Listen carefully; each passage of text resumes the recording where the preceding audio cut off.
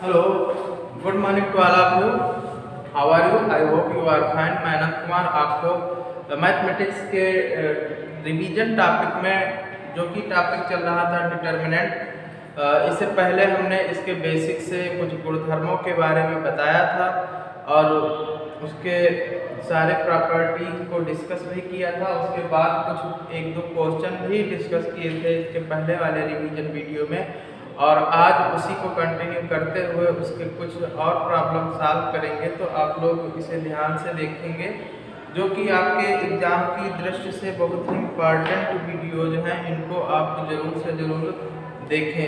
ठीक, तो आज हम रिवीजन के क्रम में अगला क्वेश्चन लेते हैं। पहला क्वेश्चन आज का है कि यदि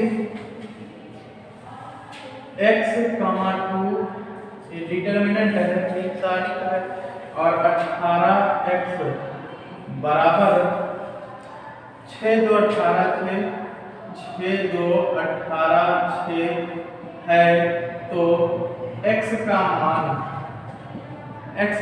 हम कैसे निकालते हैं? देखिए, सबसे पहले दोनों तरफ की सारणियों का प्रसार करते हुए दोनों तरफ की सारणियों का प्रसार करने पर, दोनों तरफ की सारणियों का प्रसार कर देंगे तो आएगा x² माइनस x का x से गुणा करेंगे तो x² 18 गुना 36, और इधर जब प्रसार करेंगे तो 6 जमा का 36 और 18 गुना 36, एक कट जाएगा तो x² माइनस 36 बराबर 0, तो x² बराबर इधर जाएगा तो 36, तो x बराबर प्लस माइनस 6, अर्थात x का मान प्लस माइनस 6। इस तरीके से आपको बहुत आसान क्वेश्चन मिलेंगे पेपर में, 1-2 नंबर में ये क्वेश्चन आपको मिल जाते हैं, और इम्पॉर्टेंट भी एनसीईआरटी का क्वेश्चन है, 2 बार आया भी है। तो आप इन क्वेश्चनों को बहुत ध्यानपूर्वक समझेंगे।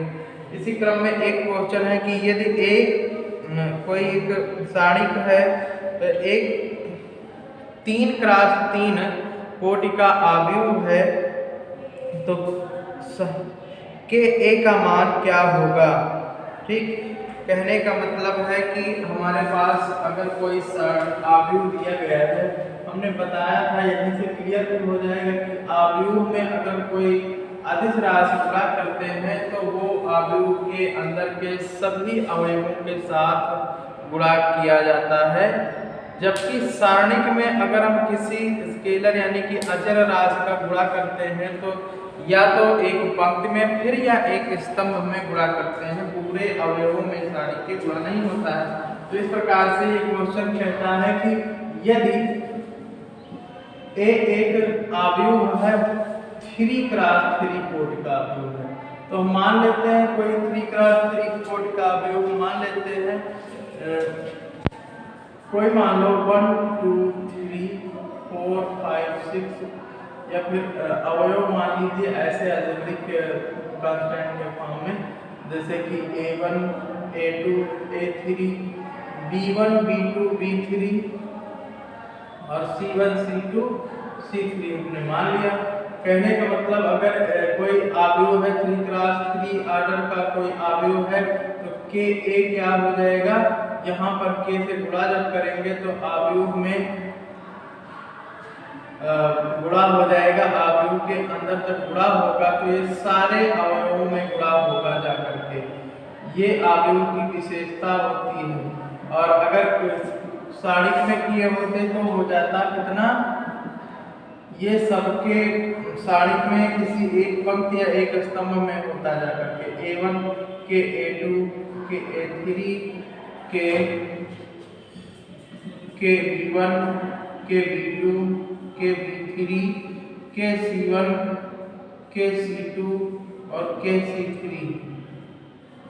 ठीक, और ये उसके बाद कहता है कि आप बताइए कि एक माड का मान क्या होगा? माड का मतलब इस सारणी का प्रसार अगर हम करें तो क्या हो जाएगा, ये पूछ रहा है।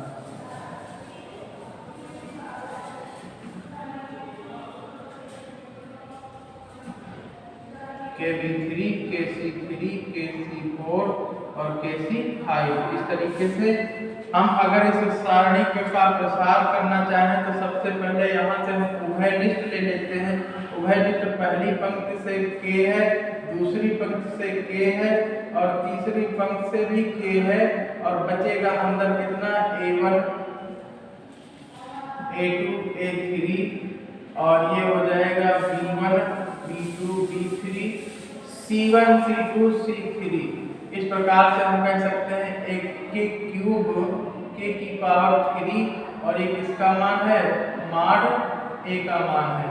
इस प्रकार से हम कह सकते हैं कि mod of k a equal to हो जाएगा k की पावर 3 और माड a। ये इसका आंसर हो जाता है। तो आप इन क्वेश्चनों को नोट कर लो, तो हम आगे की क्वेश्चन पर डिस्कस करते हैं।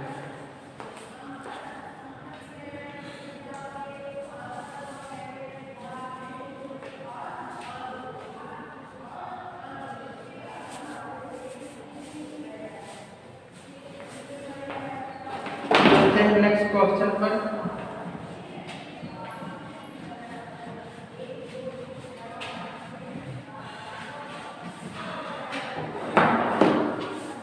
अगला क्वेश्चन है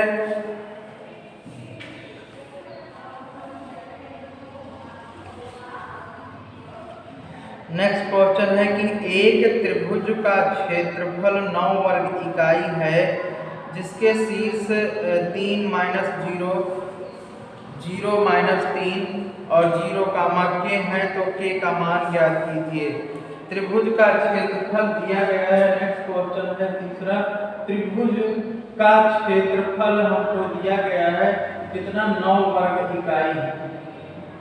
त्रिभुज का क्षेत्रफल 9 वर्ग इकाई दिया गया है और इसके शीर्ष क्या है त्रिभुज के, त्रिभुज ये साइन है, त्रिभुज का ही साइन है, ठीक। त्रिभुज के शीर्ष है -3 0 और 0 3 -3 0 0 माइनस ये भी है, ये 3 0 है एवं अगला शीर्ष है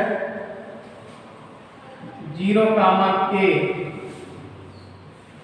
तो k का मान निकालना है। इस तरीके का बहुत ही अच्छा क्वेश्चन है और एक क्वेश्चन पेपर में आपको मिल जाता है कि कई बार इस तरह का क्वेश्चन है। तो आप इसके लिए जानते हैं कि त्रिभुज का क्षेत्रफल का सूत्र हम जानते हैं क्या होता है, 1/2 ये होता है x1 y1 1 x2 y2 1 x3 y3 1।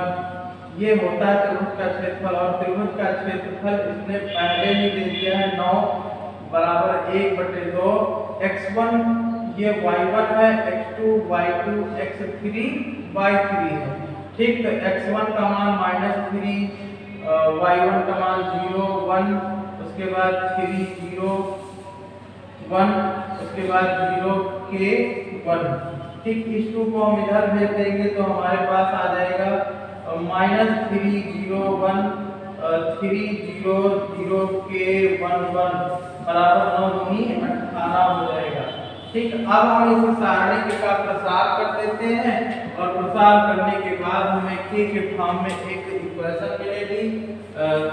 उस इक्वेशन को हल कर लेंगे तो हमें k का मान प्राप्त हो जाएगा। तो इस प्रकार से इस तरीके के क्वेश्चन सॉल्व किए जाते हैं। तो देखिए यहाँ पर हम क्या करेंगे, इस सारणी का R1 मीन प्रथम पंक्ति के सापेक्ष किसी के सापेक्ष प्रसार कर दो, या फिर हम कहते हैं कि C2 के सापेक्ष प्रसार कर दें, क्योंकि यहाँ पर जो 0 है तो हमको एक ही बार करना पड़ेगा। C2 के सापेक्ष प्रसार करने पर C2 के सापेक्ष प्रसार करेंगे तो हमें सिर्फ एक का ही देखना, बाकी दो 0 हो जाएंगे।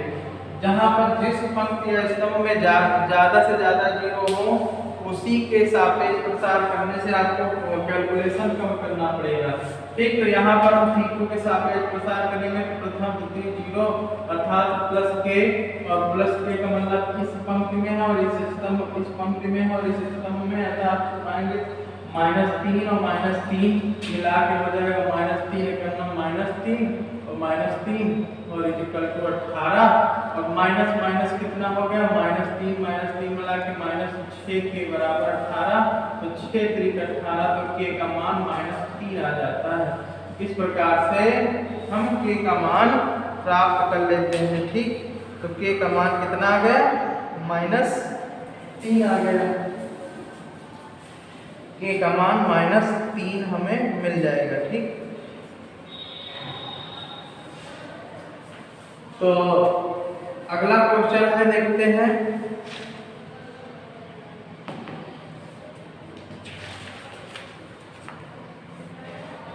इसी क्रम में अगला क्वेश्चन है, मान ज्ञात कीजिए। क्वेश्चन नंबर 4 है, मान ज्ञात कीजिए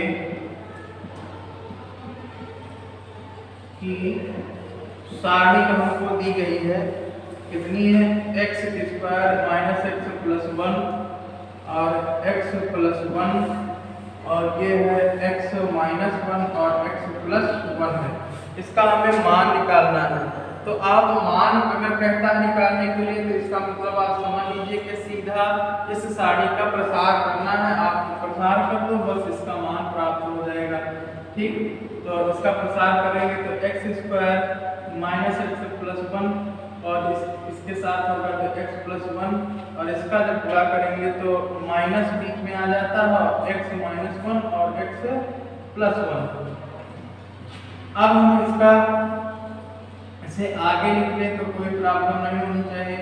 x² - x + 1 का स्क्वायर और माइनस x² - 1 का स्क्वायर, क्योंकि a - b a + b है। ठीक, तो यहाँ पर हो जाएगा ये a + b, तो एक ब्रैकेट में, दूसरे में a² + b² - ab, 1 × a लिख सकते हैं ना, और इसको लिख सकते हैं a × b, x × 1 का मतलब a × b, तो हो जाएगा a³ - b³ और -x² और माइनस प्लस, तो यहाँ पर कुछ कट जाएगा तो आएगा कितना, x³ -1 से +1 कटेगा तो -x², अर्थात x कॉमन ले लेंगे तो x² - x और ये हो जाएगा इसका प्रसार। ठीक, तो आप इस तरीके से इन क्वेश्चन को बहुत ही सिंपल तरीके से सॉल्व कर सकते हैं और सॉल्व करने पर आपको इनके मान बड़े आसानी से प्राप्त हो जाते हैं। तो अगला क्वेश्चन है, इसी क्रम में कहा जाए कि सिद्ध करना है कि बिंदु, इसी क्रम में अगला क्वेश्चन हम ले लेते हैं। क्वेश्चन नंबर 5 है, बिंदु हमारे पास दिए गए हैं, कौन से हैं, a, b + c, b, c + a, c, a + b, a, b + c, b, c + a एवं c, a + b संरेखीय है।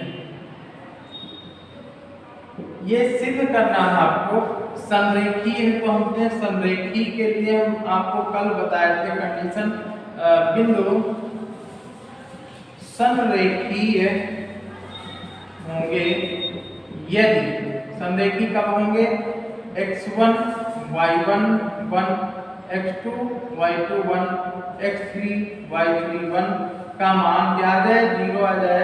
अर्थात बिंदु दिए गए हैं तो x1 y1, x2 y2 और x3 y3, बस इनकी वैल्यू रख दीजिए और सॉल्व कर लीजिए।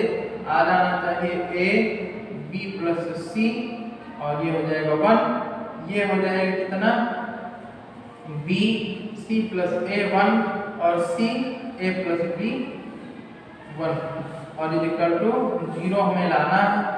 तो हम इसे सॉल्व आगे करेंगे, आप इतना नोट कर लो तो हम आगे सॉल्व करते हैं इसको।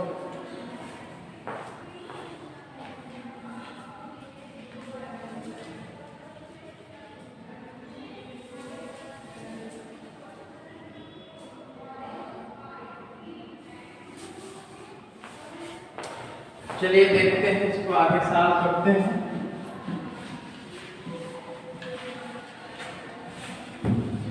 आगे जब सॉल्व करेंगे तो हम इसे लिख सकते हैं a इसमें हम कोई गुणधर्म लगा दें या फिर जोड़ देते हैं। हम लिखेंगे कि C1 में परिवर्तन कर देते हैं, कैसे C1 प्लस C2 करके। C1 में C2 जोड़ दीजिए, C1 C2 तो हमें मिलेगा A plus B plus C और B प्लस C 1, जिसमें परिवर्तन हो रहा है सिर्फ उसी में हम लिखेंगे C प्लस A 1 और उसके बाद आ जाएगा A plus B plus C और A प्लस B 1 और इक्वल टू 0। अर्थात यहाँ से हम A प्लस B C1 से A plus B plus C उभयनिष्ठ बाहर ले लेंगे। उभयनिष्ठ लेने पर जब उभयनिष्ठ लेंगे A plus B plus C बाहर आ जाएगा और अंदर बचेगा 1 1 1 B प्लस C और B C प्लस A और A plus B 1 1 1 is equal to 0। अब लिखेंगे गुणधर्म नंबर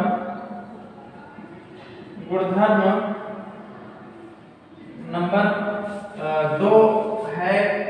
हाँ, गुणधर्म नंबर 2 नहीं 3 है। गुणधर्म नंबर 3 से हम कहेंगे कि यदि किसी सारणी के 2 पंक्ति या 2 स्तंभ समान हो तो उस सारणी का मान 0 होता है। तो गुणधर्म नंबर 3 से क्योंकि C1 एवं C2 C3 एक